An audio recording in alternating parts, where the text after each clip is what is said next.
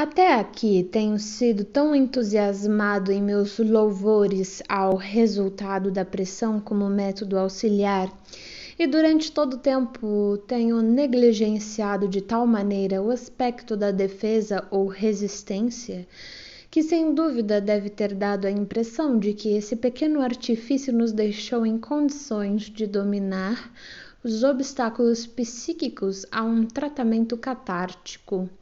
Mas acreditar nisso seria cometer um grave erro. Êxitos dessa espécie, pelo que sei, não devem ser procurados no tratamento. Aqui, como em tudo o mais, uma grande mudança exige grande volume de trabalho. A técnica da pressão nada mais é do que um truque para apanhar temporariamente desprevenido um ego ansioso por defender-se. Em todos os casos mais ou menos graves, o ego torna a relembrar seus objetivos e oferece resistência. Preciso mencionar as diferentes formas com que surge essa resistência. Uma delas é que, em geral, a técnica da pressão falha na primeira ou segunda ocasião. O paciente declara com grande desapontamento, abre aspas, esperava que alguma coisa me ocorresse, mas tudo o que pensei foi no grau de tensão com que estava esperando por isso. Não surgiu nada, fecha aspas. O fato de o paciente pôr assim em guarda ainda não chega a constituir um obstáculo. Podemos dizer em resposta, abre aspas, é precisamente porque você estava curioso demais, da próxima vez dará resultado, fecha aspas. E de fato dá. É notável a frequência com que os pacientes, mesmo os mais dóceis e inteligentes, conseguem esquecer-se por completo de seu compromisso, embora tenham concordado com ele de antemão. Uns prometem dizer o que quer que lhes ocorra sob a pressão da minha mão, independentemente de lhes parecer pertinente ou não, e de lhes ser ou não agradável dizê-lo. Isto é, prometem dizê-lo sem selecionar e sem serem influenciados pela crítica ou pelo afeto, mas não cumprem essa promessa. Evidentemente, fazê-lo está além de suas forças. O trabalho torna a ser paralisado e eles continuam a dizer que dessa vez nada lhes ocorreu. Não devemos crer no que dizem, devemos sempre presumir e dizer-lhes também que eles retiveram algo porque o julgaram sem importância ou o acharam aflitivo. Devemos insistir nisso, devemos repetir a pressão e representar o papel de infalíveis, até que afinal nos contem alguma coisa. O paciente então acrescenta, abre aspas, eu poderia ter lhe dito isso desde a primeira vez, fecha aspas. Por que não disse? Abre aspas, não consigo acreditar que pudesse ser isso. Foi só quando continuou voltando todas as vezes que resolvi dizê-lo, fecha aspas. Ou então, abre aspas, esperava que não fosse logo isso, eu poderia muito bem passar sem dizê-lo. Foi só quando isso se recusou a ser repelido que vi que não devia desprezá-lo, fecha aspas. Assim, a posteriori, o paciente trai os movimentos de sua resistência que, de início, se recusava a admitir. É evidente que ele é incapaz de fazer outra coisa senão opor a resistência. Essa resistência muitas vezes se oculta por trás de notáveis desculpas. Abre aspas, minha cabeça hoje está distraída. O relógio ou o piano da sala ao lado está me perturbando. Fecha aspas. Aprendi a responder às tais observações, abre aspas. De modo algum, nesse momento você esbarrou em alguma coisa que preferiria não dizer. Isso não lhe fará nenhum bem. Continue a pensar nela, fecha aspas. Quanto mais longe a pausa entre a pressão da minha mão e o momento em que o paciente começa a falar, mais desconfiado fico e mais se deve temer que o paciente esteja reorganizando o que lhe surgiu e o esteja mutilando em sua reprodução. Uma informação importantíssima é, muitas vezes, anunciada como sendo um acessório redundante, como um príncipe de ópera disfarçado de mendigo.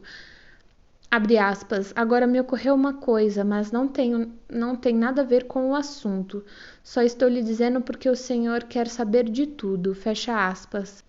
Palavras como essas, em geral, introduzem a solução há muito procurada. Sempre aguço os ouvidos quando ouço um paciente falar de forma tão depreciativa de algo que lhe ocorreu, pois é sinal de que a defesa foi bem sucedida. Se as representações patogênicas parecem ter pouca importância ao reemergirem, disso podemos inferir em que consistiu o processo de defesa. Constituiu em transformar uma representação forte numa representação fraca, em roubá-la de seu afeto. Portanto, uma lembrança patogênica é reconhecível, entre outras coisas, pelo fato de o paciente a descrever como sem importância, e não o bastante só enunciá-la sob resistência. Também existem casos em que o paciente tenta renegá-la, mesmo após seu retorno. Abre aspas, agora me ocorreu uma coisa, mas é óbvio que foi o senhor que a pôs em minha cabeça, fecha aspas. Ou, então, abre aspas, sei que o senhor espera que eu responda, é claro que acredita que pensei nisto ou naquilo, fecha aspas.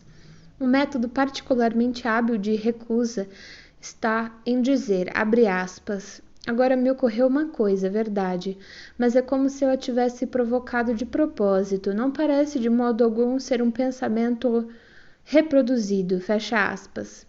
Em todos esses casos, permaneço inabalavelmente firme, evito entrar em qualquer uma dessas distinções, mas explico ao paciente que elas são apenas formas de resistência e pretextos por ela levantados contra a reprodução dessa lembrança, em particular, que devemos reconhecer apesar de tudo isso. Quando as lembranças retornam sob a forma de imagem, nossa tarefa costuma ser mais fácil do que quando voltam como pensamentos. Os pacientes histéricos, que em geral são do tipo visual, não oferecem tantas dificuldades ao analista quanto aqueles que têm obsessões. Uma vez surgida uma imagem na memória do paciente, podemos ouvi-lo dizer que ela vai se tornando fragmentada e obscura à medida que ele continua a descrevê-la. O paciente está, por assim dizer, livrando-se dela ao transformá-la em palavras. Passamos a examinar a própria imagem lembrada para descobrir a direção em que nosso trabalho deve prosseguir. Abre aspas. Olhe para a imagem mais uma vez. Ela desapareceu? Fecha aspas. Abre aspas. A maior parte sim, mas ainda vejo um detalhe. Fecha aspas. Abre aspas. E então esse resíduo ainda deve significar alguma coisa. Ou você verá alguma coisa nova além dele. Ou algo lhe ocorrerá em ligação a ele, fecha aspas. Realizado esse trabalho, o campo de visão do paciente volta a ficar limpo e podemos evocar outro quadro. Em outras ocasiões, porém, uma dessas imagens permanece obstinadamente diante da visão interior do paciente, apesar de ele a ter descrito para mim. Isso é um indício de que ele ainda tem algo importante a me dizer sobre o tema da imagem. Então, logo isso é feito, a imagem desaparece como um fantasma que fosse exorcizado. Naturalmente, é de grande importância para o processo da análise que o analista sempre mostre ter razão diante do paciente. Caso contrário, ficará sempre na dependência do que este resolver contar. Assim, é reconfortante saber que a técnica da pressão, na verdade, nunca falha. Afora um único caso que terei de examinar depois, mas do qual posso dizer desde logo que corresponde a um motivo particular para a resistência. Pode acontecer, é claro, que se faça uso do método em circunstâncias em que ele nada tenha a revelar. Por exemplo, podemos procurar a etiologia adicional de um sintoma, quando já o temos por completo diante de nós, ou podemos investigar a genealogia psíquica de um sintoma, como uma dor que de fato seja somático. Nesses casos, o paciente também afirmará que nada lhe ocorreu. E dessa vez terá razão. Podemos evitar cometer injustiças contra o paciente se nos habituarmos como norma geral durante toda a análise a observar-lhe a expressão facial, quando ele estiver deitado em silêncio diante de nós. Assim poderemos aprender a distinguir sem dificuldade o sereno estado de ânimo que acompanha a verdadeira ausência de lembranças da tensão e dos sinais de emoção com que ele tenta recusar a lembrança emergente, em obediência à defesa. Além disso, experiências como estas também possibilitam o uso da técnica da pressão para fins de diagnóstico diferencial. Assim, mesmo com a assistência da técnica da pressão, de maneira alguma o trabalho é fácil. A vantagem que obtemos é descobrir, pelos resultados desse método, a direção em que temos de conduzir nossas indagações e as coisas em que temos de insistir junto ao paciente. Em alguns casos, isso basta. O ponto principal é que devo adivinhar o segredo e dizê-lo diretamente ao paciente, sendo ele, em geral, obrigado a não mais rejeitá-lo. Em outros casos, mais alguma coisa é necessária. A persistente resistência do paciente é indicada pelo fato de que as ligações se interrompem, as soluções não aparecem e as imagens são recordadas de forma indistinta e incompleta. Voltando o olhar de um período posterior para um período anterior da análise, muitas vezes ficamos atônitos diante da maneira mutilada com que surgiram todas as ideias e cenas que extraímos do paciente pelo método da pressão.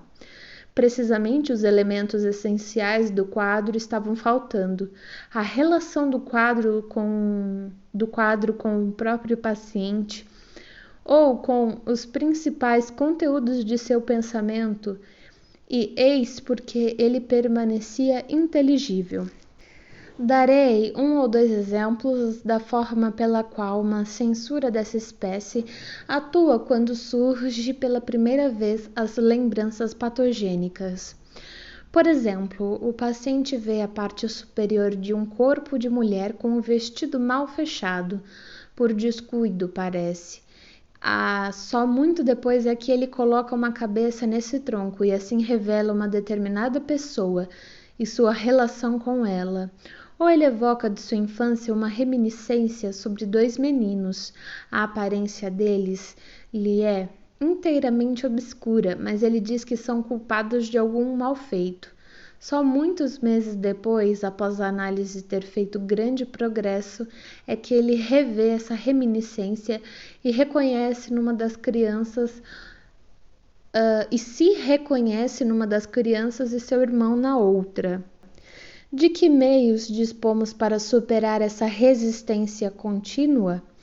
Poucos, mas abrangem quase todos pelos quais um homem pode comumente exercer uma influência psíquica sobre outro. Em primeiro lugar, devemos refletir que a resistência psíquica, em especial, uma que esteja em vigor há muito tempo, só pode ser dissipada com lentidão, passo a passo, e devemos esperar com paciência.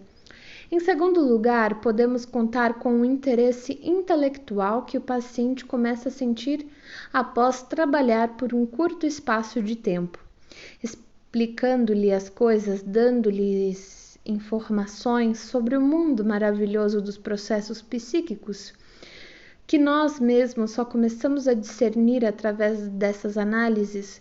Nós os transformamos num colaborador, induzimos-lo a encarar a si mesmo com o interesse objetivo de um pesquisador. E assim afastamos sua resistência, que repousa de fato numa base afetiva. Mas por último, e essa continua a ser a alavanca mais poderosa, devemos nos esforçar, depois de descobrirmos os motivos de sua defesa, por despojá-los de seu valor ou mesmo substituí-los por outros mais poderosos. É aqui, sem dúvida, que deixa de ser possível enunciar a atividade psicoterapêutica em fórmulas. Trabalha-se com o melhor da própria capacidade como elucidador. Ali onde a ignorância deu origem ao medo. Como professor, como representante de uma visão mais livre ou superior do mundo, como um padre confessor que ministra a absolvição, por assim dizer, pela permanência de sua compreensão e de seu respeito depois de feita a confissão. Tenta-se dar ao paciente assistência humana até o ponto em que isso é permitido pela capacidade da própria personalidade de cada um e pela dose de compreensão que se possa sentir por cada caso específico. É uma precondição essencial para tal atividade psíquica que tenhamos mais ou menos adivinhado a natureza do caso e os motivos da defesa que nele atuam. E felizmente a técnica da insistência e da pressão nos leva até esse ponto. Quanto mais tenhamos solucionado tais enigmas, mais fácil achamos decifrar um novo enigma. E mais cedo podemos iniciar o trabalho psíquico verdadeiramente curativo. Pois é bom reconhecer uma coisa com clareza: o paciente só se livra do sintoma histérico ao reproduzir as impressões patogênicas que o causaram e ao verbalizá-las com uma expressão de afeto. E assim, a tarefa terapêutica consiste unicamente em induzi-lo a agir dessa maneira. Uma vez realizada essa tarefa, nada resta ao médico para corrigir ou eliminar o que quer que se faça necessário para esse fim em termos de contrassugestões.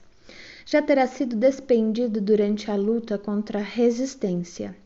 A situação pode ser comparada ao destrancamento de uma porta trancada. Depois de sua abertura gerando a maçaneta, não oferece nenhuma outra dificuldade. Além das motivações intelectuais que mobilizamos para superar a resistência, há um fator afetivo, a influência pessoal do médico, que raramente podemos dispensar. E em diversos casos, só este último fator está em condições de eliminar a resistência. A situação aqui não é diferente da que se pode encontrar em qualquer setor da medicina, não havendo processos terapêuticos sobre o qual possamos dizer que dispensa por completo a cooperação desse fator pessoal. Título número 3. Em vista do que se disse na sessão precedente sobre as dificuldades de minha técnica, que expus extensamente, abre parênteses, reuni-as, aliás, a partir dos casos mais graves. As coisas muitas vezes se passam de maneira muito mais conveniente, fecha parênteses. Em vista de tudo isso, portanto, sem dúvida, todos hão de sentir-se inclinados a perguntar se não seria mais vantajoso, em vez de enfrentar todas essas complicações, fazer uso mais enérgico da hipnose ou restringir o emprego do método catártico a pacientes que possam ser colocados em hipnose profunda. Quanto à segunda proposta, eu teria de responder que, nesse caso, o número de pacientes apropriados, até onde vai minha habilidade, seria por demais reduzido. E quanto ao primeiro conselho, desconfio que a imposição formada da hipnose não nos pouparia de muita resistência.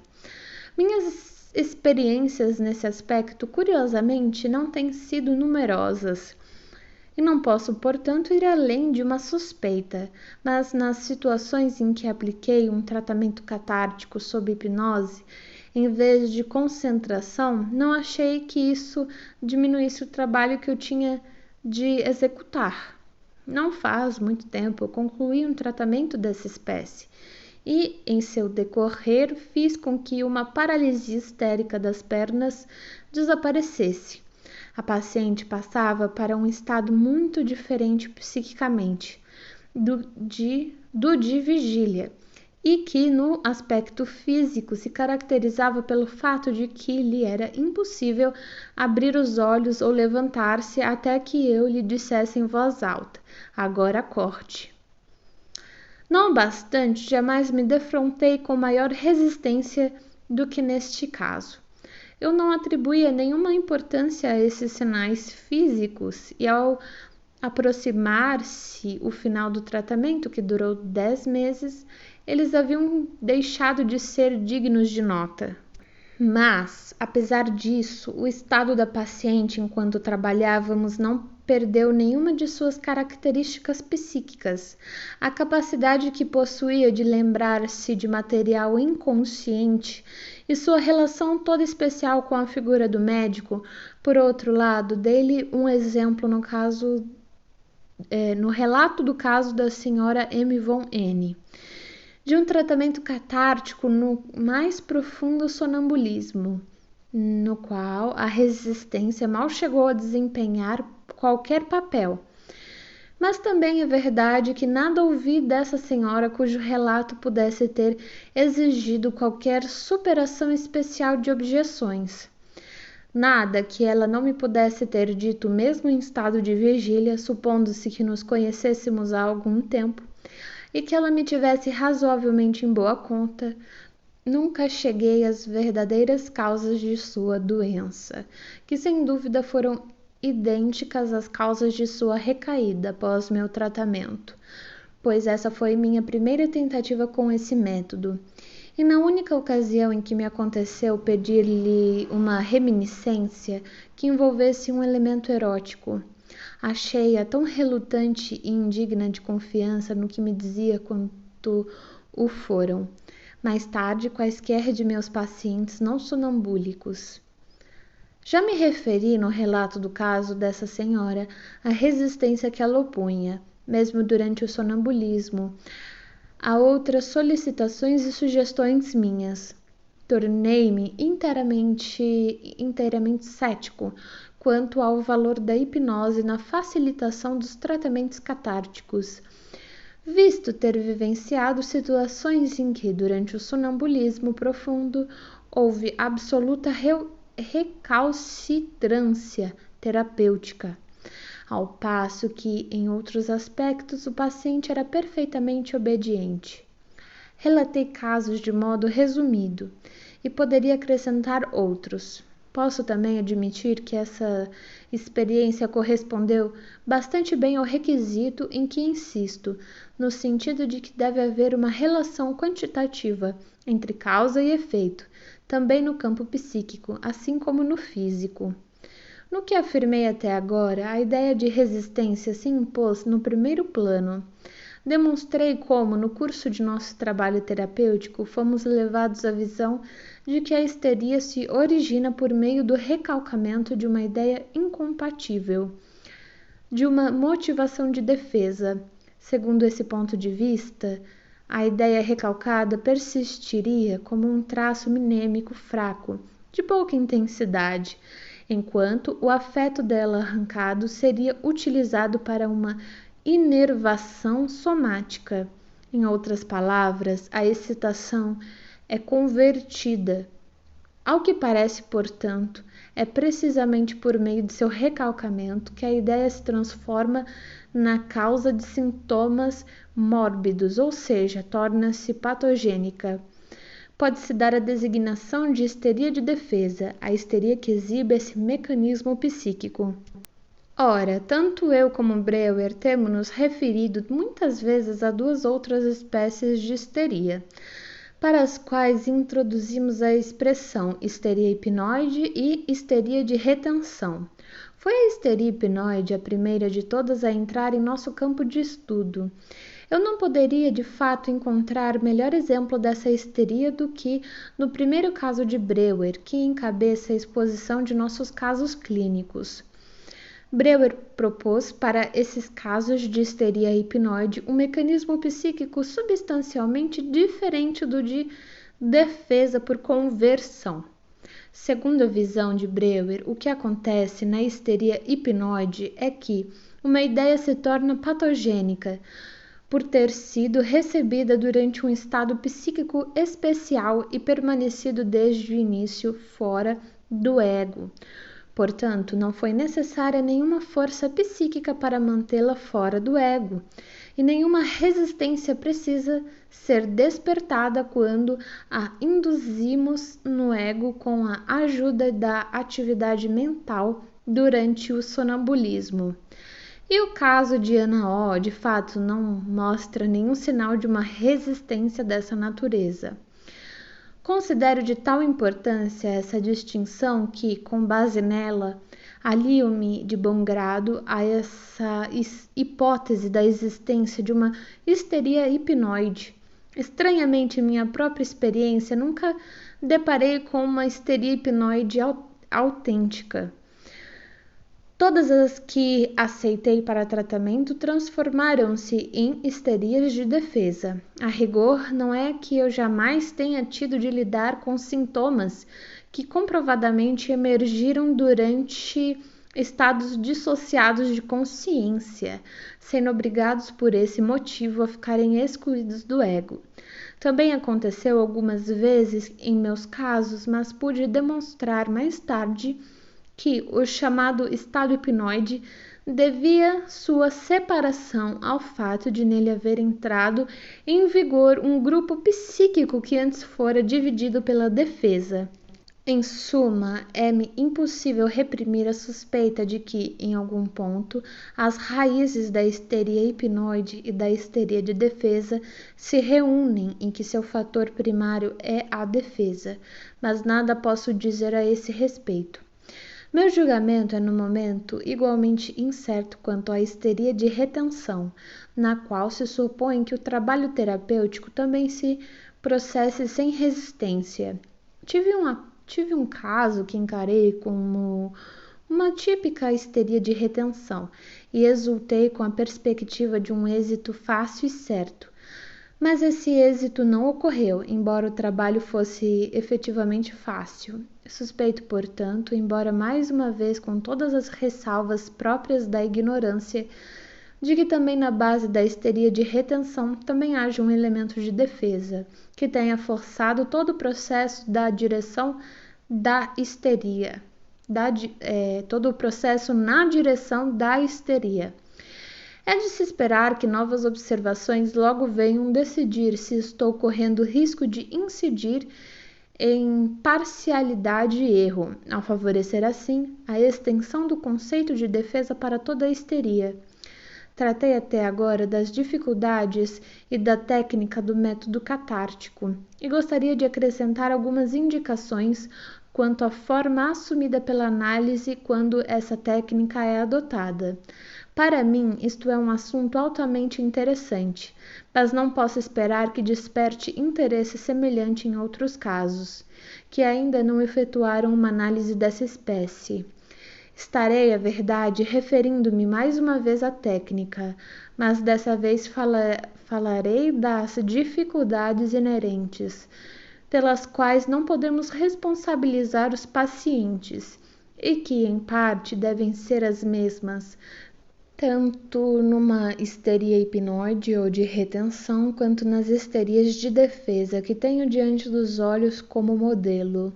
Abordo esta última parte de minha exposição na expectativa de que as características psíquicas a serem nelas reveladas possam um dia adquirir certo valor como matéria-prima para a dinâmica da representação.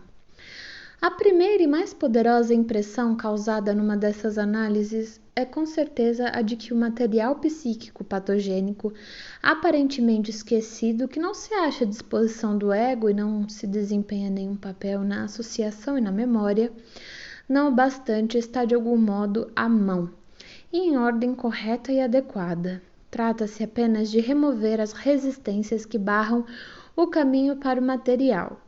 Em outros sentidos, esse material é conhecido da mesma forma como somos capazes de conhecer qualquer coisa. As ligações corretas entre as representações separadas e entre elas e as não patogênicas que são lembradas com frequência foram completadas em alguma época e estão armazenadas na memória.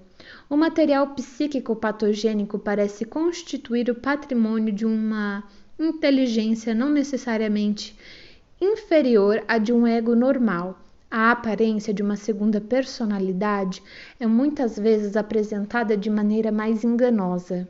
Se a impressão é justificada ou se, ao pensar nela, estamos atribuindo ao período da doença um arranjo do material psíquico que na verdade foi feito após a recuperação, essas são perguntas que eu preferiria não discutir ainda, e não nestas páginas. De qualquer modo, as observações feitas durante tais análises serão descritas de modo mais claro e convincente, se as considerarmos a partir da posição que nos é possível assumir após a recuperação, com a finalidade de examinar o caso como um todo. Em geral, de fato, a situação não é tão simples como a representamos nos casos específicos. Por exemplo, quando existe apenas um sintoma surgido de um trauma principal, não costumamos encontrar um sintoma histérico único, mas muitos deles, em parte independentes uns dos outros e em parte ligados.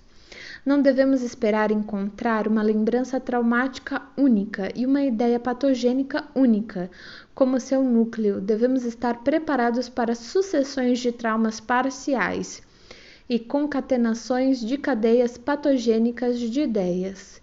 A histeria traumática monossintomática é, por assim dizer, um organismo elementar, uma criatura unicelular, em comparação com a estrutura complexa de tais neuroses, relativamente graves, com que costumamos deparar. O material psíquico nesses casos de histeria apresenta-se como uma estrutura em várias dimensões, estratificada de pelo menos 3 maneiras diferentes. Abre parênteses, espero logo poder justificar essa forma pictórica de expressão, fecha parênteses. Para começar, há um núcleo que consiste em lembranças de eventos ou sequências de ideias em que o fator traumático culminou, ou onde a ideia patogênica encontrou sua manifestação mais pura. Em torno desse núcleo encontramos o que é muitas vezes uma quantidade incrivelmente grande de outro material mnêmico que tem de ser elaborado na análise e que está, como dissemos, arranjado numa ordem tríplice. Em primeiro lugar, há uma inconfundível ordem cronológica linear que vigora em cada tema isolado. Como exemplo disso, apenas citarei o arranjo do material da análise de Anna O. por Breuer. Tomemos o tema do ensurdecimento de não ouvir, do não ouvir. Este se diferenciou de acordo com 7 conjuntos de determinantes. E em cada um desses, 7 tópicos foram coletados em sequência cronológica, 10 a mais de 100 lembranças individuais. Foi como se estivéssemos examinando um arquivo que foi mantido em perfeita ordem. A análise de minha paciente M. von N. continha arquivos semelhantes de lembranças, embora não fossem enumerados e descritos de forma tão completa. Esses arquivos são um traço bastante geral de cada análise, e seu conteúdo sempre emerge numa ordem cronológica, tão infalivelmente fidedigna quanto a sucessão dos dias da semana ou dos meses numa pessoa mentalmente normal. Eles dificultam o trabalho da análise pela peculiaridade de que, ao reproduzirem as lembranças, invertem a ordem em que estas se originaram. A experiência mais recente, mais nova do arquivo aparece em primeiro lugar, como uma capa externa, e por último vem a experiência com a qual a sequência de fatos realmente começou. Descrevi esses agrupamentos de lembranças semelhantes em coleções dispostas em sequências lineares, como um arquivo de documentos, um maço de papéis, como constituindo temas. Esses temas exibem um segundo tipo de arranjo. Cada um deles está, não sei expressá-lo de outra forma, concentricamente estratificado em torno do núcleo patogênico.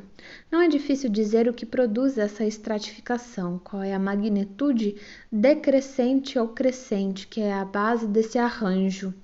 O conteúdo de cada camada caracteriza-se por um grau igual de resistência, e esse grau aumenta na proporção em que as camadas se acham mais perto do núcleo.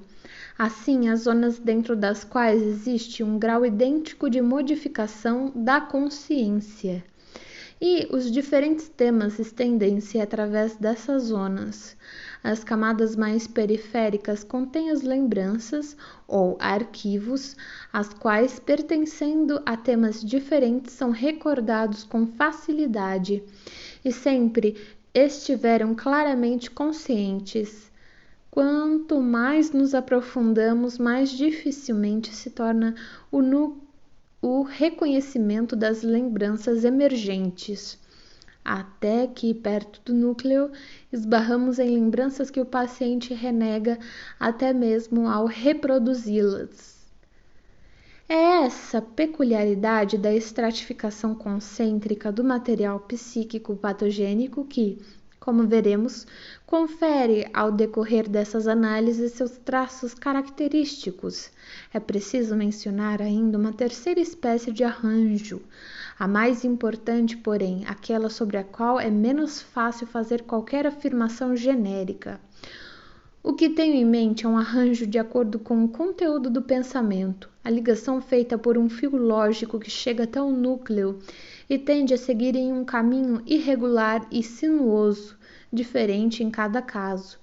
Esse arranjo possui um caráter dinâmico, em contraste com o caráter morfológico das duas estratificações mencionadas acima. Enquanto essas seriam representadas num diagrama espacial por uma linha contínua, curva ou reta, o curso de cada cadeia lógica teria de ser indicado por uma linha interrompida, que passaria pelos caminhos mais indiretos, indo e vindo da superfície até a camada mais profunda. E, contudo, de modo geral, avançaria da periferia para o núcleo central, tocando em cada ponto de parada intermediário, uma linha semelhante à linha de zigue-zague na solução de um problema do lance do cavalo, que atravessa os quadrados do diagrama do tabuleiro de xadrez. Devo demorar-me um pouco mais nesse último simile para enfatizar um ponto em que ele não faz justiça às características do objeto da comparação. A ideia lógica corresponde não apenas a uma linha retorcida em zigue-zague, mas antes a um sistema de linhas, em ramificações e mais particularmente a um sistema convergente. Ele contém pontos nodais em que dois ou mais fios se juntam e a partir daí continuam como um só, em geral diversos fios que se estendem de forma independente ou não, ligados em vários pontos por vias laterais, desembocam no núcleo.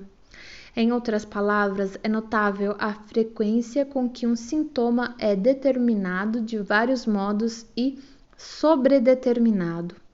Minha tentativa de demonstrar a organização do material psíquico patogênico ficará completa quando eu tiver introduzido mais uma complexidade, pois é possível que haja mais de um único núcleo no material patogênico, quando, por exemplo, temos de analisar uma segunda irrupção da histeria, que possui uma etiologia própria, mas, apesar disso, está ligada a uma primeira irrupção de histeria aguda superada anos antes.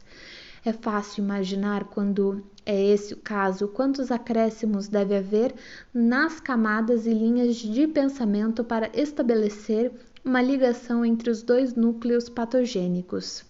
Farei agora um ou mais comentários adicionais sobre o quadro da organização do material patogênico a que acabamos de chegar. Dissemos que esse material se comporta como um corpo estranho do tecido vivo. Estamos agora em condições de ver onde essa comparação fracassara. Um corpo estranho não entra em qualquer relação com as camadas de tecido que o circundam, embora as modifique e exija delas uma inflamação reativa. Nosso grupo psíquico patogênico, por outro lado, não admite ser radicalmente extirpado do ego. Suas camadas externas passam em todas as direções para partes do ego normal e, na realidade, pertencem tanto a estes quanto à organização patogênica. Na análise, a fronteira entre os dois é fixada de maneira puramente convencional, ora num ponto, ora em outro, sendo que, em alguns lugares, não pode em absoluto ser estabelecida. As camadas internas da organização patogênica são cada vez mais estranhas ao ego. Porém, mais uma vez, sem que haja nenhuma fronteira visível em que se inicie o material patogênico. De fato, a organização patogênica não se comporta como um corpo estranho, porém, muito mais como um infiltrado. Nesse simile, a resistência deve ser considerada como aquilo que se infiltra, e o tratamento também não consiste em extirpar algo. A psicoterapia até agora não é capaz de fazer isso, mas em fazer com que a resistência se dissolva e assim permitir que a circulação prossiga para uma região que até então esteve isolada. Abre parênteses, estou usando aqui diversos símiles, dos quais todos apresentam apenas essa semelhança muito limitada com meu assunto, e além disso são incompatíveis entre si. Estou ciente disso e não corro o perigo de superestimar seu valor, mas meu próprio propósito ao utilizá-los é lançar luz de diferentes direções sobre um tópico altamente complexo que nunca foi representado até hoje. Arriscar-me-ei, portanto, nas páginas seguintes, a introduzir outro simile da mesma maneira, embora ainda saiba que isso não está livre de objeções, fecha parênteses.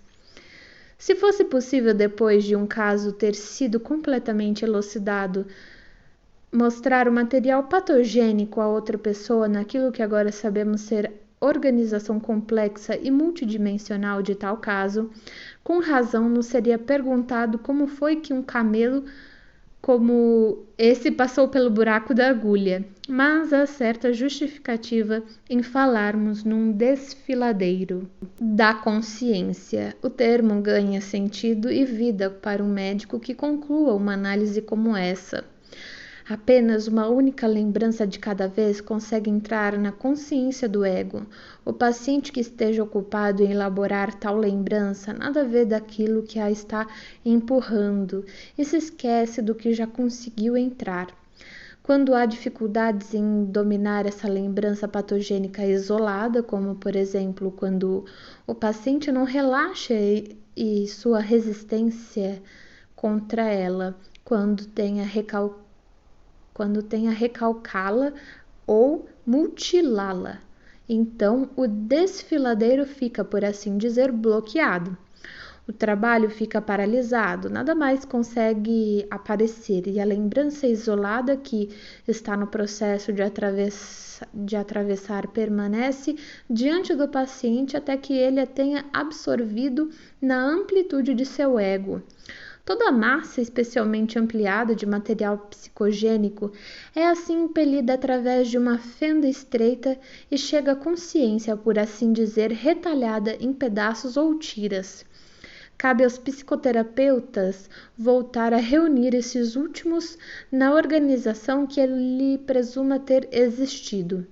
Qualquer um que sinta atração por novas analogias poderá pensar, a essa altura, num quebra-cabeça chinês.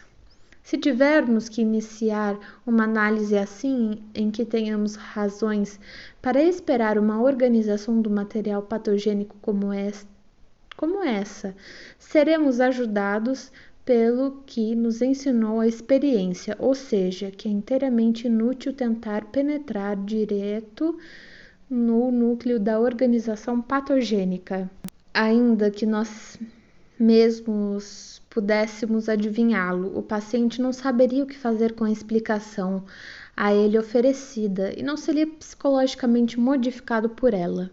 Não há nada a fazer senão manter-se a princípio na periferia da estrutura psíquica. Começamos por fazer com que o paciente nos diga aquilo que sabe e lembra, enquanto ao mesmo tempo já vamos direcionando sua atenção e superando suas resistências mais leves pelo uso da técnica da pressão. Sempre que tivermos aberto um novo caminho pressionando-lhe a testa, podemos esperar que ele avance mais um pouco sem nova resistência. Depois de trabalharmos assim por algum tempo, em geral, o paciente começa a cooperar conosco. Muitas reminiscências passam então a lhes ocorrer, sem que tenhamos de fazer-lhes perguntas ou fixar-lhe tarefas. O que fizemos foi abrir caminho para uma camada interna dentro da qual o paciente agora dispõe espontaneamente de um material ligado a um grau idêntico de resistência.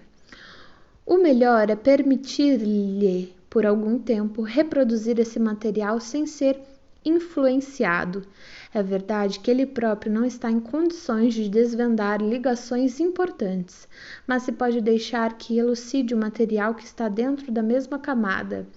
As coisas que ele traz à tona dessa maneira parecem muitas vezes desconexas, mas fornecem um material que ganhará sentido quando mais tarde se descobrir uma ligação. Nesse ponto, em geral, temos de nos prevenir contra duas coisas. Se interferirmos com o paciente em sua reprodução das ideias que nele estão jorrando, poderemos enterrar coisas que depois terão de ser liberadas com grande dificuldade. Por outro lado, não devemos superestimar a inteligência inconsciente do paciente e deixar a cargo dela a direção de todo o trabalho. Se eu quisesse fornecer um quadro diagramático de nosso modo de operação, diria talvez que nós mesmos empreendemos a abertura das camadas internas, avançando radialmente enquanto o paciente cuida da extensão periférica do trabalho. Os progressos são conseguidos, como sabemos, pela superação da resistência na forma já assinalada. Mas antes disso, em geral, outra tarefa a executar. Precisamos apoderar-nos de um pedaço do fio lógico, pois é apenas através de sua orientação que podemos ter esperança de penetrar no interior.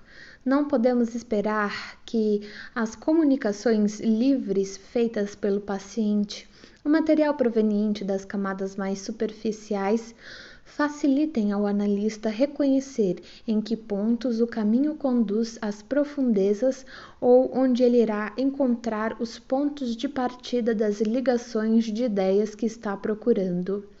Pelo contrário, é precisamente isso que é ocultado com cuidado. O relato feito pelo paciente soa como se fosse completo e autossuficiente. De início, como se estivéssemos diante de um muro que obstrui toda a perspectiva e nos impede de ter qualquer ideia de haver ou não algo atrás dele. E, em caso afirmativo, o que? Mas, se examinarmos com visão crítica o relato que o paciente nos fez sem muito esforço ou resistência, nele descobriremos infalivelmente lacunas e imperfeições.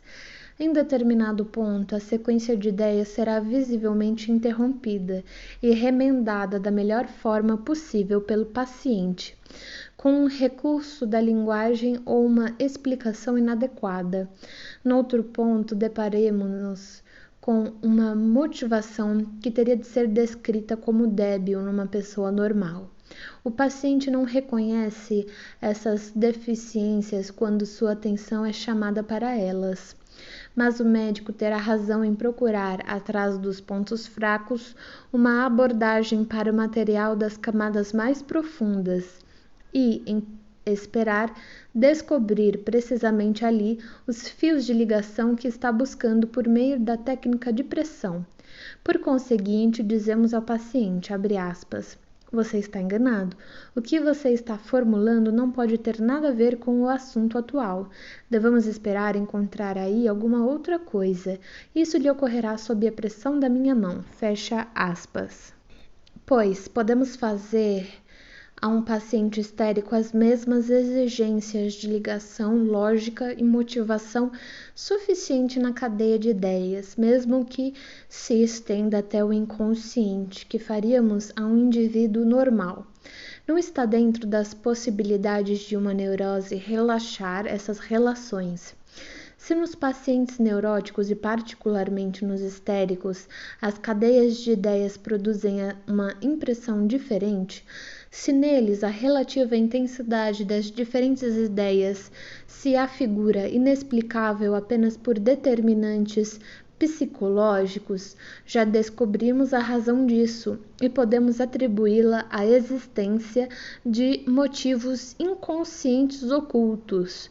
Podemos assim suspeitar da presença de tais motivos secretos sempre que esse tipo de interrupção numa cadeia de ideias se torna evidente ou quando a força atribuída pelo paciente a seus motivos vai muito além do normal.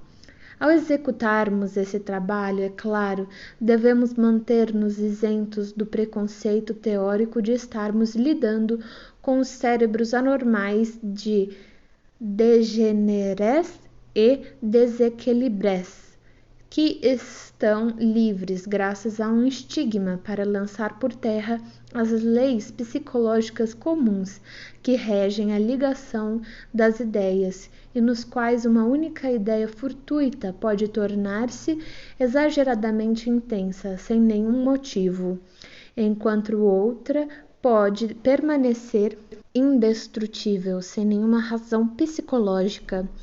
A experiência demonstra que o contrário se aplica à histeria, uma vez que descobramos os motivos ocultos, que muitas vezes permaneceram inconscientes, e os levemos em conta. Nada de enigmático ou contrário às normas persiste nas ligações de pensamento histérico, não mais do que nas normais. Dessa forma, portanto, detectando lacunas na primeira descrição do paciente, lacunas muitas vezes encobertas por falsas ligações, apoderamo-nos de um pedaço de fio lógico na periferia e, a partir desse ponto, desobstruirmos mais um caminho pela técnica da pressão. Ao fazê-lo, é muito raro conseguirmos abrir caminho diretamente para o interior através de um único fio. Em geral, ele se rompe a meio caminho. A pressão falha e não produz nenhum resultado. Ou então produz um resultado que não pode ser esclarecido ou levado adiante, apesar de todos os esforços. Logo aprendemos, quando isso acontece, a evitar os erros em que poderíamos incorrer. A expressão facial do paciente deverá determinar se chegamos mesmo ao fim, ou se se trata de uma situação que não exige nenhuma elucidação psíquica, ou se o que levou o trabalho a uma paralisação é uma resistência excessiva. Neste último caso, se não pudermos superar de imediato a resistência, poderemos presumir que seguimos o fio até uma camada que, por enquanto, ainda é impenetrável. Abandonamo-lo e tomamos outro fio, que talvez possamos seguir até a mesma distância. Quando tivermos atingido essa camada percorrendo todos os fios e tivermos descoberto os emaranhados em virtude dos quais Os fios separados não puderam ser isoladamente seguidos até mais longe, poderemos pensar em atacar de novo a resistência diante de nós. É fácil imaginar até que ponto um trabalho dessa natureza pode tornar-se complexo. Forçamos nossa entrada nas camadas internas, superando resistências todo o tempo. Travamos conhecimento com os temas acumulados numa dessas camadas e com os fios que a atravessam, e experimentamos até que ponto podemos avançar com nossos meios atuais e os conhecimentos que adquirimos.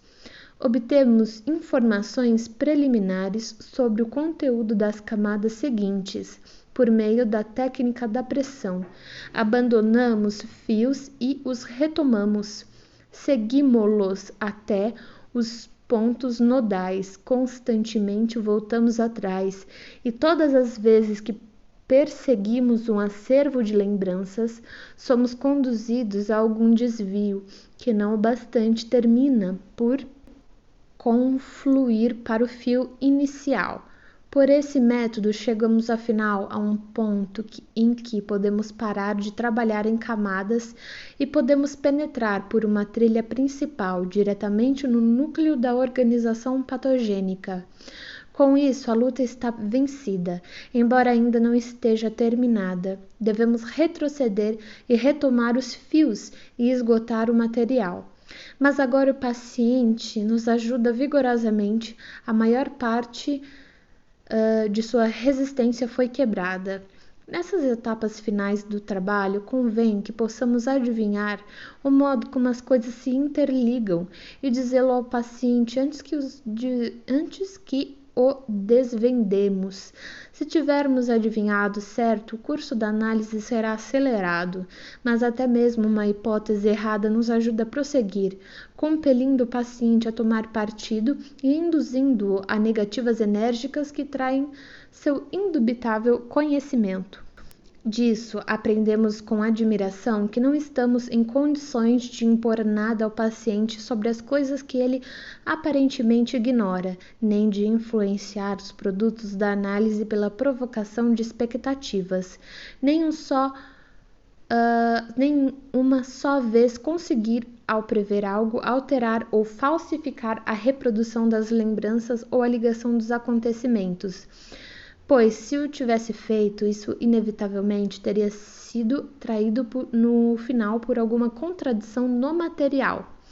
Quando algo mostrava ser tal como eu o previra, nunca se deixava de comprovar por um grande número de reminiscências indiscutíveis que eu não fizera nada além de adivinhar certo.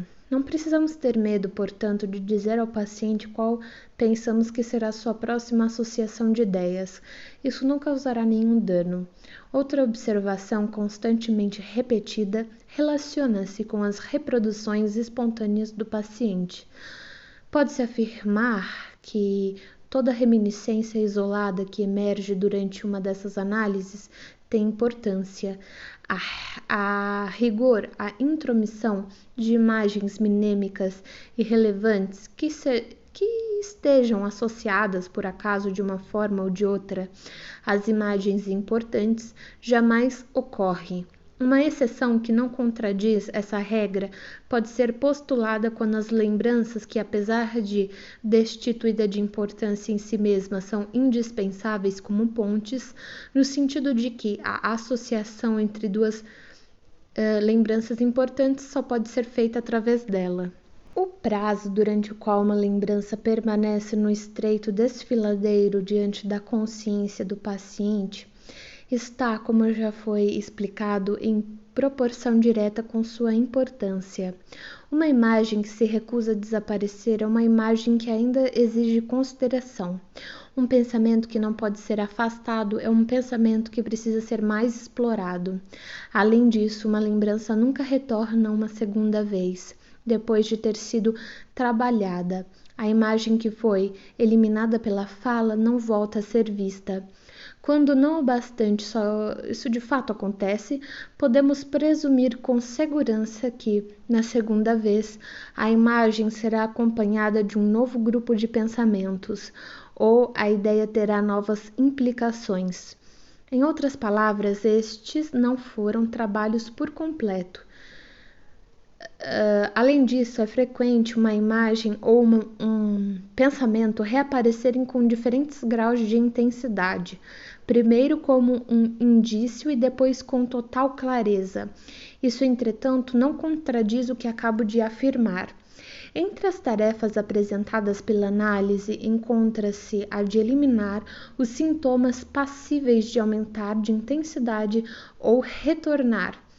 Dores, sintomas como vômitos causados por estímulos, sensações ou contraturas. Enquanto trabalhamos num desses sintomas, defrontamo-nos com um fenômeno interessante e não indesejável da participação na conversa. O sintoma problemático reaparece ou aparece com maior intensidade, e tão logo alcançamos a região da organização patogênica que contém a etiologia do sintoma, e daí por diante ele acompanha o trabalho com oscilações características que são instrutivas para o médico. A intensidade do sintoma, tomemos como exemplo desejo de vomitar, aumenta quanto mais profundamente penetrarmos numa das lembranças patogênicas pertinentes. Atinge seu clímax pouco antes de o paciente enunciar essa lembrança, e depois que ele termina de fazê-lo, diminui de súbito ou até desaparece por completo durante algum tempo.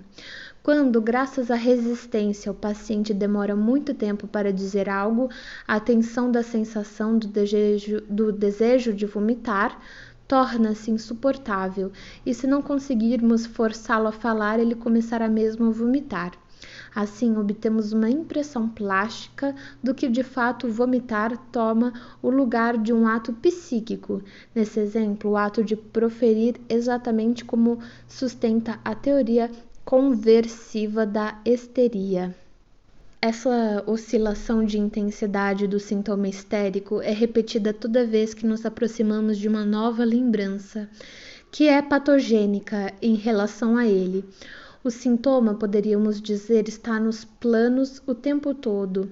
Quando somos obrigados a abandonar temporariamente o fio, aqui está ligado. Também esse sintoma recua para a obscuridade, para tornar a emergir num período posterior da análise. Isso continua até que a elaboração do material patogênico tenha eliminado o sintoma de uma vez por todas. Em tudo isso, a rigor, o sintoma histérico de modo algum se comporta de modo diferente da imagem minêmica ou da ideia reproduzida que invocamos sob a pressão da mão. Em ambos os casos, encontramos a mesma recorrência obsessivamente pertinaz na lembrança do paciente, que tem de ser eliminada. A diferença está apenas no surgimento espontâneo, ou quer dizer, aparentemente espontâneo dos sintomas histéricos, ao passo que, como nos recordamos muito bem, nós mesmos provocamos as cenas e as ideias.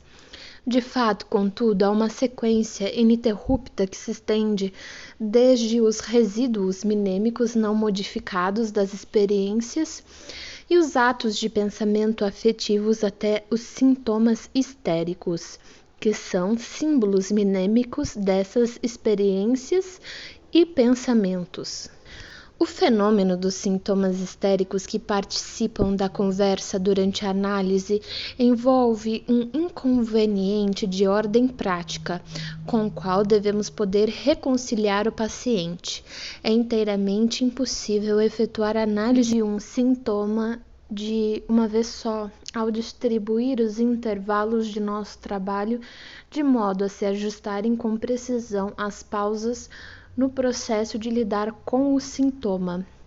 Ao contrário, algumas interrupções que são prescritas de forma imperativa por circunstâncias incidentais no tratamento, tais como o adiantado da hora, muitas vezes ocorrem nos pontos mais inconvenientes. exatamente quando nos podemos estar aproximando de uma decisão ou quando surge um novo tópico. Qualquer leitor de jornal tem a mesma desvantagem ao ler o capítulo diário de sua história seriada, quando logo após a fala decisiva da heroína ou depois de o tiro haver ecoado, ele se defronta com as palavras: continua no próximo número. Em nosso próprio caso, o tópico que foi levantado, mas não abordado, o sintoma que temporariamente se intensificou e ainda não foi explicado, persiste na mente do paciente e talvez possa perturbá-lo mais do que fazia até então. Ele terá apenas que lidar com isso da melhor forma possível, pois não existe outra maneira de organizar as coisas. Há pacientes que, no curso de uma análise, simplesmente não conseguem livrar-se de um tópico que tenha sido levantado e ficam obcecados por ele no intervalo entre duas sessões, visto que, por si mesmos, não podem tomar nenhuma providência no sentido de se livrarem dele. Sofrem mais, a princípio, do que antes do tratamento, mas mesmo tais pacientes acabam aprendendo a esperar pelo médico e a deslocar todo o interesse que sentem por se livrarem do material patogênico para os horários das sessões, após as quais começam a se sentir mais livres nos intervalos. O estado geral dos pacientes durante essa análise também merece atenção. Por algum tempo, ele não é influenciado pelo tratamento e continua a ser uma expressão dos fatores que atuavam antes. Mas depois surge um momento em que o tratamento se apodera do paciente, capta seu interesse. Daí por diante, seu estado geral se torna cada vez mais dependente do desenvolvimento do trabalho. Sempre que uma coisa nova é elucidada ou se atinge um estágio importante do processo da análise, também o paciente se sente aliviado e desfruta de um antigozo, por assim dizer, da sua libertação iminente. Todas as vezes que o trabalho se paralisa e há uma ameaça de confusão, aumenta o fardo psíquico que oprime o paciente, e seu sentimento de infelicidade e sua incapacidade para o trabalho se tornam mais intensos. Mas nenhuma dessas coisas dura mais do que um curto período, pois a análise continua sem se vangloriar pelo fato de nenhum dado momento o paciente sentir-se bem e prosseguindo independentemente dos períodos de tristeza do paciente. Ficamos satisfeitos em geral quando substituímos as oscilações espontâneas de seu estado por oscilações que nós mesmos provocamos e que compreendemos da mesma forma que ficamos satisfeitos ao ver a sucessão espontânea dos sintomas substituída por uma ordem do dia que corresponde ao estado da análise. De início, o trabalho torna-se mais obscuro e difícil em geral quanto mais profundamente penetramos na estrutura psíquica estratificada que descrevi atrás. Porém, uma vez que tenhamos, pelo trabalho, chegado até o núcleo, a luz aparece e não precisamos temer que o estado geral do paciente fique sujeito a nenhum período grave de depressão. Entretanto, a recompensa de nossos esforços, a cessação dos sintomas, só pode ser esperada depois de termos efetuado a análise completa de cada sintoma individual. E a rigor, já que os sintomas individuais são interligados em numerosos pontos nodais, nem sequer devemos ser estimulados durante o trabalho pelos êxitos parciais. Graças às abundantes ligações causais, toda representação patogênica que ainda não tenha sido eliminada atua como uma motivação para a totalidade dos produtos da neurose, e é apenas com a última palavra da análise que todo o quadro clínico desaparece, tal como ocorre com as lembranças reproduzidas de forma individual. Quando uma lembrança patogênica ou uma ligação patogênica antes retirada da consciência do ego é revelada pelo trabalho da análise e introduzida no ego, verificamos que a personalidade psíquica assim enriquecida tem várias maneiras de expressar-se quanto ao que adquiriu. É particularmente frequente, depois de havermos imposto com esforço algum conhecimento ao paciente, ouvi-lo declarar: "Eu sempre soube disso, poderia ter lhe dito antes."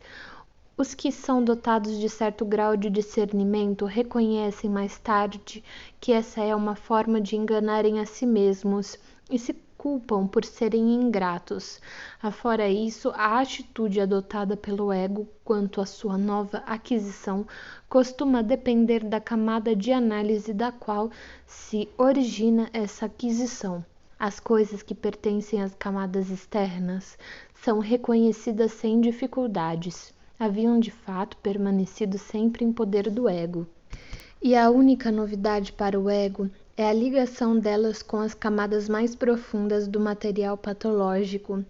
As coisas que são trazidas à luz dessas camadas mais profundas também são reconhecidas e admitidas, porém muitas vezes só depois de consideráveis hesitações e dúvidas.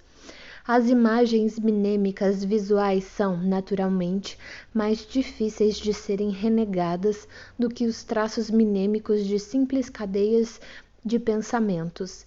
Não é raro o paciente começar por dizer: "É possível que eu tenha pensado nisso, mas não consigo me lembrar." E não é senão depois de ter se familiarizado com a hipótese há algum tempo que ele vem a reconhecê-la também. Ele se recorda e confirma também esse fato por vínculos secundários, de que realmente certa vez a ideia lhe ocorreu. Durante a análise, porém, adoto como norma reservar minha avaliação da reminiscência, que surge independente do reconhecimento da mesma pelo paciente. Jamais me cansei de repetir que somos forçados a aceitar tudo o que nossa técnica traz à luz. Se houver algo nela que não seja autêntico ou correto, mais tarde o contexto nos dirá para rejeitá-lo, mas posso dizer de passagem que raramente tive ocasião de renegar mais tarde uma reminiscência aceita de modo provisório. Tudo o que emergiu a despeito da mais enganosa aparência de ser contradição gritante acabou por revelar-se correto.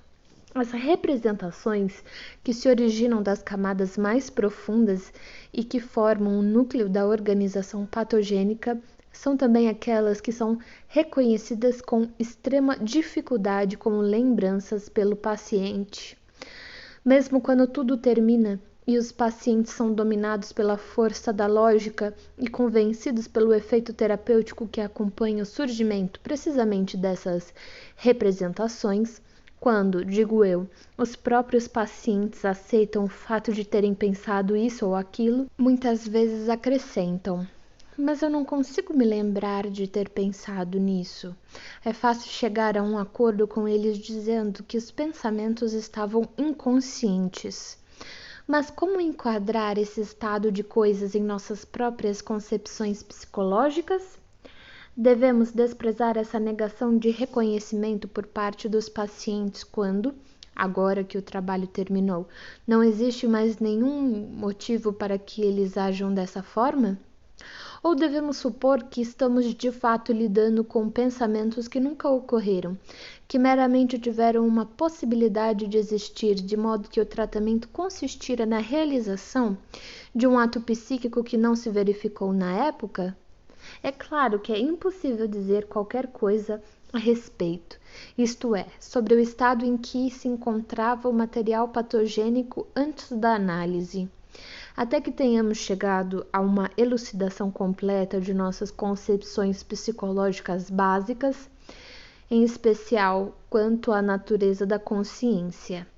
Resta, penso eu, como elemento digno de séria consideração, o fato de que em nossas análises podemos seguir uma cadeia de pensamentos desde o consciente até o inconsciente, isto é, até algo que de modo algum é reconhecido como uma lembrança, de que podemos mais uma vez acompanhá-la por certa distância através da consciência e de que podemos vê-la terminar de novo no inconsciente. sem que essa alternância de revelação psíquica cause qualquer modificação na própria cadeia de pensamentos, em sua coerência lógica e na interligação entre suas várias partes. Uma vez que essa cadeia de pensamento se colocasse diante de mim como um todo, eu não seria capaz de adivinhar qual de suas partes seria reconhecida pelo paciente como lembrança e qual não o seria. Vejo apenas, por assim dizer, os cumes da cadeia de pensamentos mergulhando no inconsciente, o inverso do que foi afirmado quanto a nossos processos psíquicos normais. Por fim, tenho de examinar mais outro tópico, que desempenha um papel indesejavelmente grande na condução de análises catárticas como essas.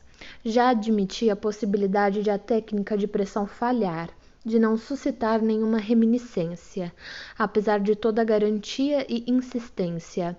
Quando isso acontece, disse eu, há duas possibilidades, ou no ponto que estamos investigando não há nem mesmo nada mais a ser encontrado, e isto é algo que podemos reconhecer pela completa serenidade da expressão facial do paciente, ou esbarramos numa resistência que só poderá ser superada mais tarde. Estamos diante de uma nova camada que ainda não podemos penetrar, e isso mais uma vez é algo que podemos inferir da expressão facial do paciente, que se acha tensa e dá mostras de esforço mental. Mas existe ainda uma terceira possibilidade, que da mesma forma testemunha a presença de obstáculos, porém um obstáculo externo e não inerente ao material. Isso acontece quando a relação entre o paciente e o médico é perturbada e constitui o pior obstáculo com que podemos deparar.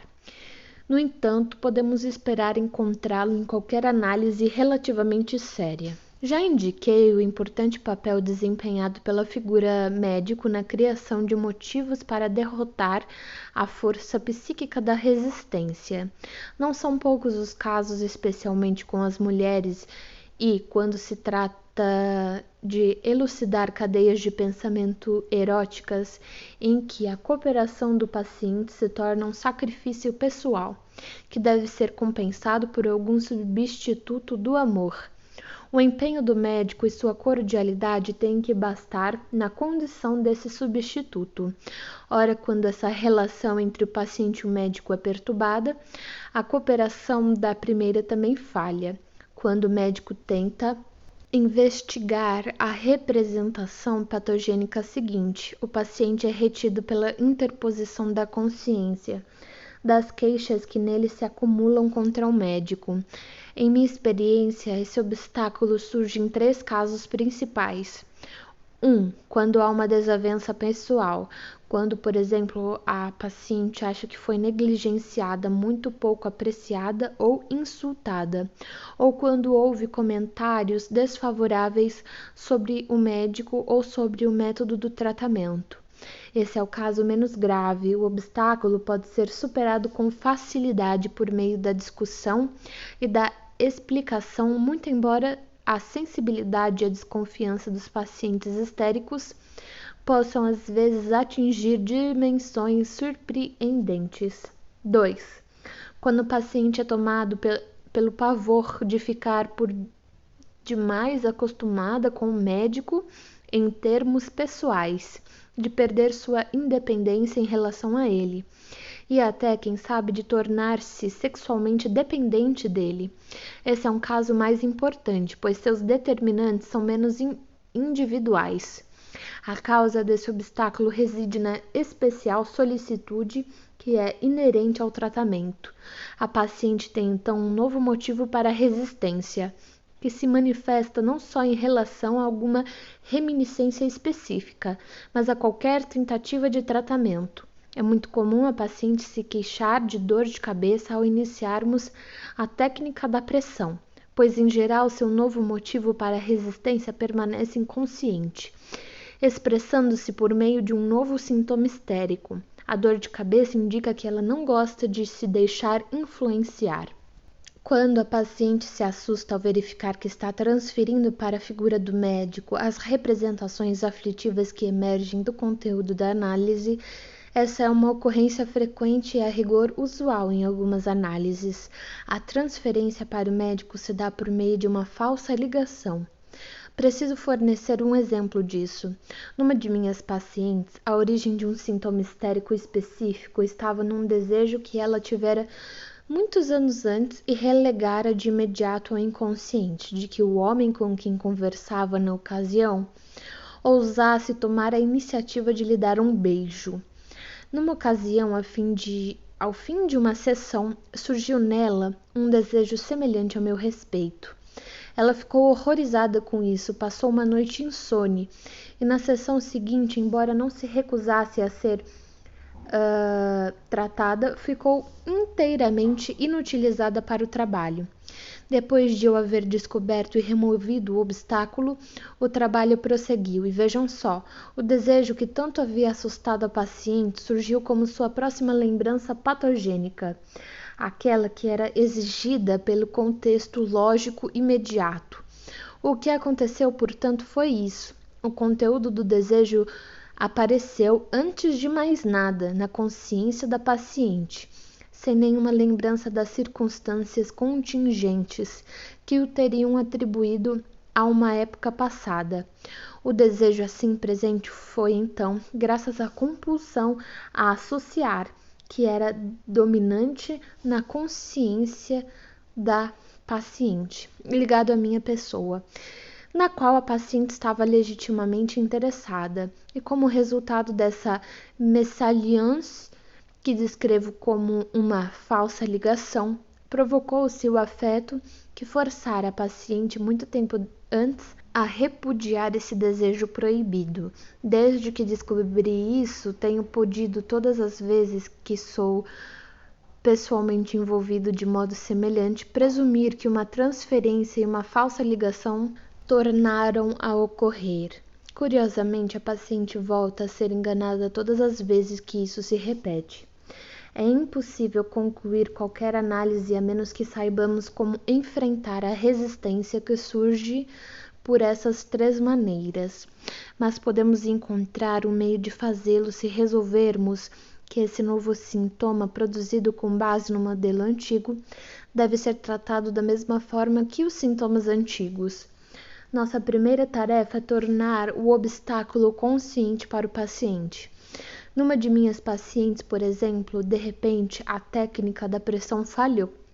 Eu tinha razões para supor que havia uma representação inconsciente do tipo antes mencionado no item 2, e tentei primeiro lidar com essa representação pegando a paciente de surpresa. Disse-lhe que deveria ter surgido algum obstáculo à continuação do tratamento, mas que a técnica da pressão tinha pelo menos o poder de mostrar-lhe que era esse o obstáculo. Pressionei sua cabeça e ela disse, admirada: "Estou vendo o senhor sentado aqui na cadeira, mas isso é absurdo. Que pode significar?" Pude então dar-lhe os esclarecimentos. Numa outra paciente, o obstáculo costumava não aparecer diretamente como resultado de minha pressão, mas eu sempre conseguia descobri-lo levando a paciente de volta ao momento em que ele se havia originado. A técnica da pressão jamais deixou de nos trazer de volta a esse momento. Quando o obstáculo era descoberto e demonstrado, a primeira dificuldade era removida do caminho, mas persistia outra maior, que estava em induzir a paciente a produzir informações que dissessem respeito às relações aparentemente pessoais e onde a terceira pessoa coincidisse com a figura do médico. A princípio, fiquei muito aborrecido com esse aumento do meu trabalho psicológico, até que percebi que o processo inteiro obedecia a uma lei, e então notei também que esse tipo de transferência não trazia nenhum aumento significativo para o que eu tinha de fazer. Para a paciente, o trabalho continuava a ser o mesmo.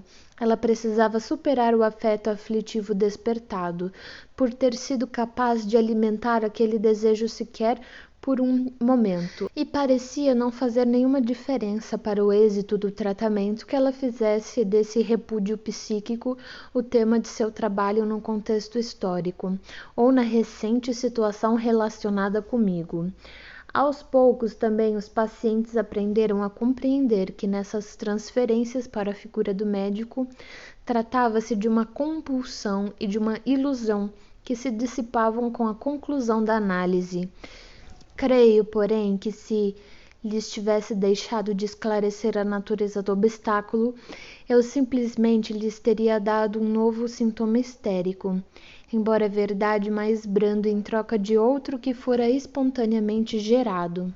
Já forneci indicações suficientes, penso eu, da maneira pela qual essas análises foram efetuadas e das observações que fiz no decorrer das mesmas. O que disse talvez faça com que algumas coisas pareçam mais complicadas do que são.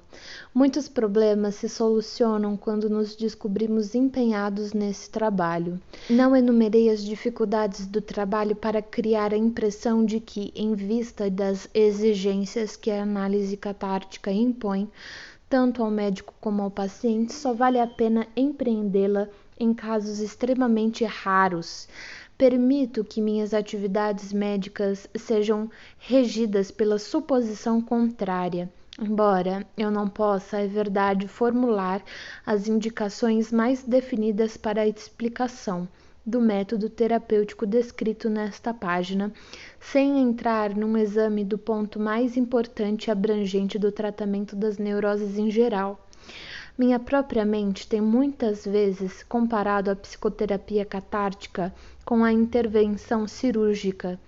Tenho descrito meus tratamentos como operações psicoterapêuticas e tenho exposto sua analogia com a abertura de uma cavidade cheia de pus, a raspagem de uma região cariada, etc.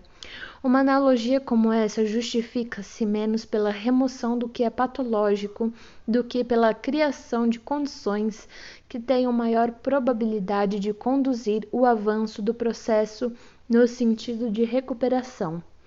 Quando prometo a meus pacientes ajuda ou melhora por meio de um tratamento catártico, muitas vezes me defronto com a seguinte objeção: ora, o senhor me diz que minha doença está provavelmente relacionada com as circunstâncias e os acontecimentos de minha vida.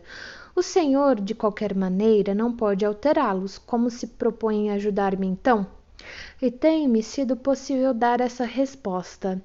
Sem dúvida, o destino acharia mais fácil do que eu aliviá-lo de sua doença. Mas você poderá convencer-me de que haverá muito a ganhar se conseguirmos transformar seu sofrimento histérico numa infelicidade comum, com uma vida mental restituída à saúde. Você estará mais bem armado contra essa infelicidade.